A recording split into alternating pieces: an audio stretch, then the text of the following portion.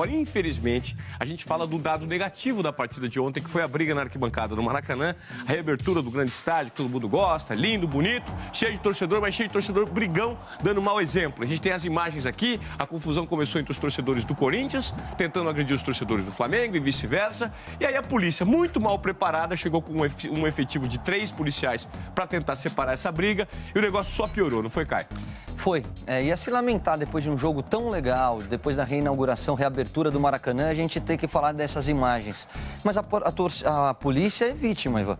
Eles foram com um contingente menor, mas os vândalos, quem criou a confusão, foram aqueles bandidos infiltrados dentro da torcida organizada do Corinthians. Eu digo, na verdade, que o eficiente foi pequeno, né? Eles foram com 3 policiais aí para tentar peitar uma torcida inteira, e agressiva como essa torcida do Corinthians, a gente pode notar, ó, uma agressividade aí que a gente vê nessas imagens, agredindo os policiais.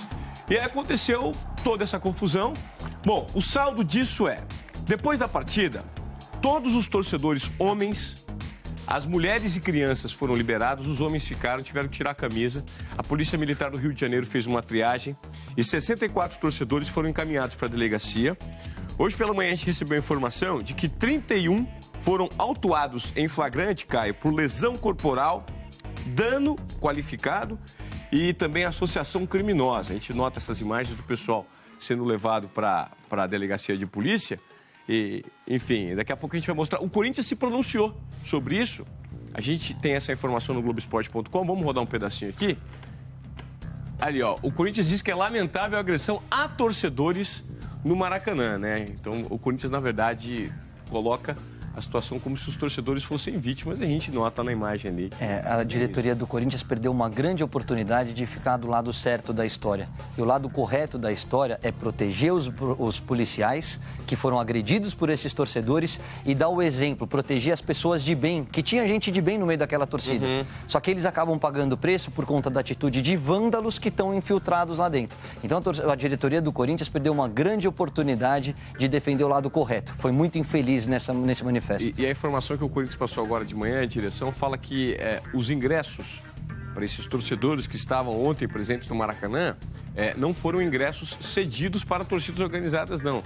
Segundo a informação do próprio Corinthians, esses ingressos foram vendidos igualmente para todo e qualquer torcedor, ou seja, não foi a diretoria que reservou uma cota para a torcida organizada. Agora, o que a gente espera é que esses torcedores jamais voltem a frequentar o estádio, mas isso infelizmente não acontece. Só que eles carregam o nome do time, daqui a pouco vem uma punição ao clube, você perde o direito de usar um trecho do estádio, como aconteceu com o Palmeiras. Aí eu quero ver se eles vão ter o mesmo posicionamento, se eles vão criticar os policiais e não esses vândalos. Eu faço um contato agora com o Rafael De Angeli, que está na cidade da polícia, fica na zona norte do Rio de Janeiro, e vai trazer as informações para a gente sobre os torcedores corintianos que estão presos. Não é isso aí, Rafael? Muito boa tarde.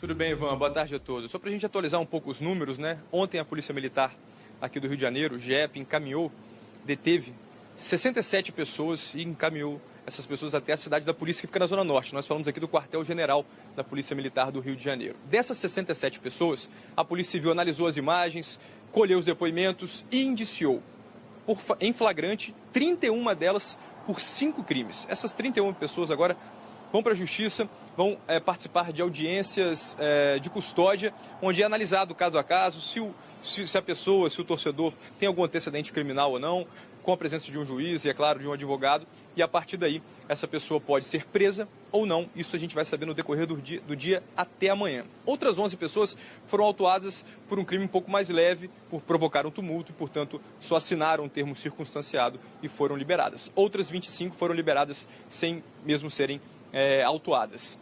Conversei agora há pouco com um porta-voz da Polícia Militar, que comentou sobre o procedimento que foi realizado ontem e depois do jogo. A Polícia Militar vai falar mais hoje no decorrer do dia sobre o que eles fizeram ao segurar os torcedores do Corinthians, e disse que aqueles 45 que ficaram ali com aquela imagem parados na arquibancada enquanto os policiais estavam cercando eles, já estava previsto. Eles estavam numa caravana do Corinthians e seriam escoltados pela Polícia Militar depois da saída do estádio. Por coincidência, alguns deles estavam entre os brigões também.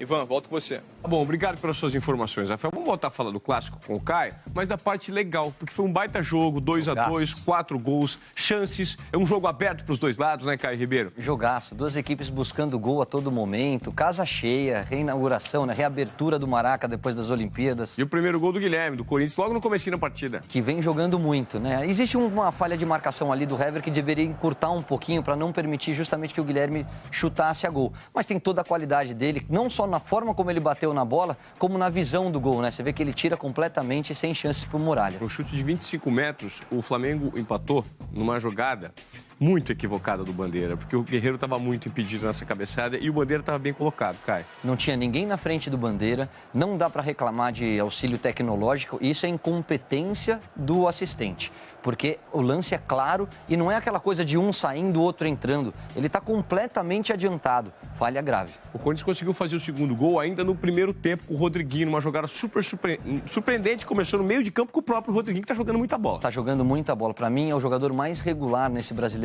da equipe do Corinthians. Você vê que ele inicia a jogada no campo de defesa, faz a tabela, acha o Romero lá na frente e não desiste do lance.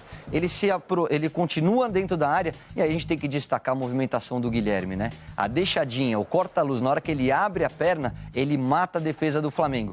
Méritos do Rodriguinho, que acompanha a jogada e acaba botando para dentro. O Flamengo jogava em casa, precisava do resultado, porque está na cola do Palmeiras, e conseguiu um empate no segundo tempo nessa bola do Guerreiro. A cabeçada é um lance de escanteio que o Hever escora, o Arão dá de cabeça e no rebote o Walter ainda consegue fazer uma boa defesa, né? A Walter pega muito. Acho que o Corinthians talvez seja uma das poucas equipes desse Brasileirão que tem dois goleiros do mesmo nível. Walter merece ser titular. E existe um erro de posicionamento ali do Balbuena.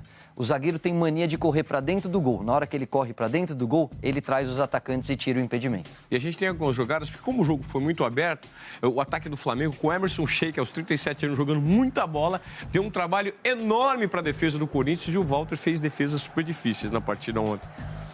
Você sabe que eu acho que o segundo tempo, onde o Flamengo tomou conta, muito em função também da expulsão do Guilherme, tem a ver com o lado físico. O Corinthians teve um compromisso complicado no meio de semana, teve um jogo que acabou perdendo e saindo fora da Copa do Brasil, então ele teve uma semana que a gente diz de maior desgaste físico. O Flamengo não, o Flamengo já disputa só o Brasileiro, então ele descansou para essa decisão. Por isso que o segundo tempo, acho que a questão física prevaleceu um pouquinho a equipe carioca. Foi, não, e o jogo foi pegado o tempo inteiro, foi até os 49 do segundo tempo.